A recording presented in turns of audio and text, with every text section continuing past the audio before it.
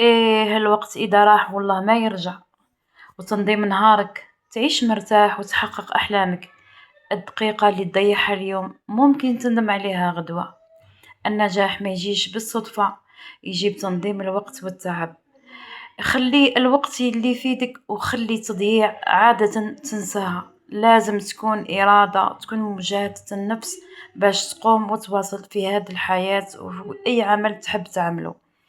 إن شاء الله تعجبكم همستنا اليوم. السلام عليكم ورحمة الله وبركاته. معكم قناتي همساتي وصفاتي. جيتكم بوصفة الفول بالمرق، يعني وصفة بسيطة وتجي بنينة بنينة بنينة ما شاء الله، يعني تشبه للدبارة.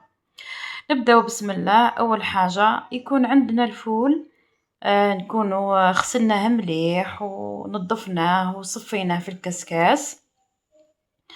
نوجدوه، نجيبو لاكوكوط تاعنا. انا طيبته في لاكوكوط، قفلت عليه بيسك الوقت كان مايش ما كفانيش يعني باش يوجد وقت الغدا. هنا حطيناه، ثم تحبوا كي ديروه بكري حطوه في اي طنجره. المهم حطيت هنا الفول في لاكوكوط، حطيت كميه من الحمص. يعني هاد الاضافه تقدروا ما تضيفوهاش، لكن انا ضفتها وجا معاه ما شاء الله. كي تضيفوا الماء اخواتي، ضيفوا كميه قليله يجي كيما هكا كيما راكم تشوفوا، فوق برك الفول هذاك شويه برك. نحطوه فوق النار ونخليوه حتى يبدا يغلي. نبداو نحيولو هذيك الرغوه تاع لي غاز تاع الفول حتى يعني تتنحى كامله، باش تقفلوا عليها وتخليوه يطيب بعقلو. الفول يطيب ليه لكن الحمص شويه. على هذه انا درتو في لاكوكوط. هنا تضيفوا اخواتي القارص، عندكم طونشي تاع قارص تقدروا تضيفوه، ما عندكمش ديروا ملعقه تاع الخل. نبداو في التتبيله تاعنا. من بعد ما خلينا الفول يطيب نبداو في التتبيله تاعنا. حبه بصل كبيره نقطعوها قطع حق مربعات صغيره، نحطوها في مقلاة كيما راكم تشوفوا، ونضيفوا لها الزيت، كميه من الزيت يعني واحد الربع ملاعق كبار تاع الاكل، ونحطوها فوق النار ونخليوها تتقلى.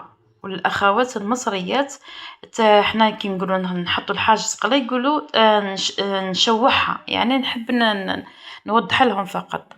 هنا نزيدو نوجدوا الطماطم، يعني حبه كبيره ولا زوج من الاحسن. ونزيدو نديرو الثوم تاني، كميه من الثوم 3 فصوص ولا 4، بسكا الثوم ضروري في هذه الوصفه الا ما عندكمش.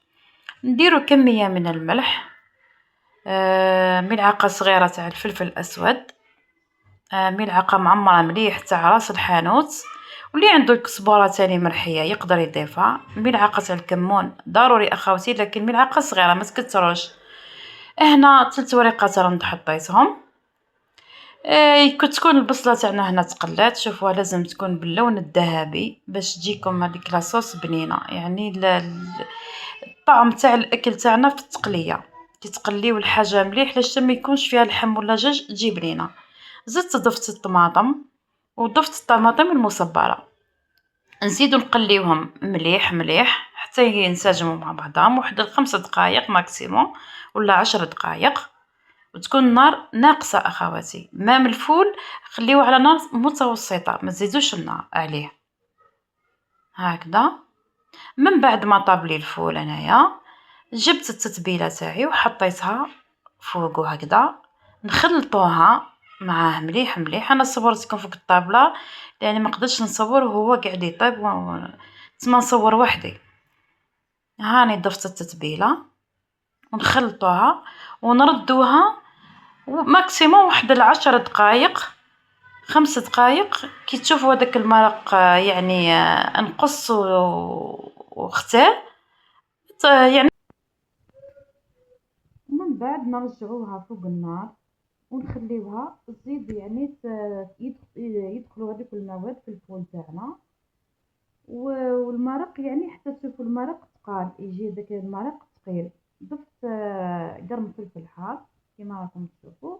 خليناه يغلي، يعني تزيد تغلي واحد 10 دقائق واحد 15 دقيقة فقط. هنا كما تشوفوا الطبق زيناه بالمعدنوس كما تحبوا. ان شاء الله تعجبكم الوصفة. ما تنسوناش بلايك اشتراك وجيم.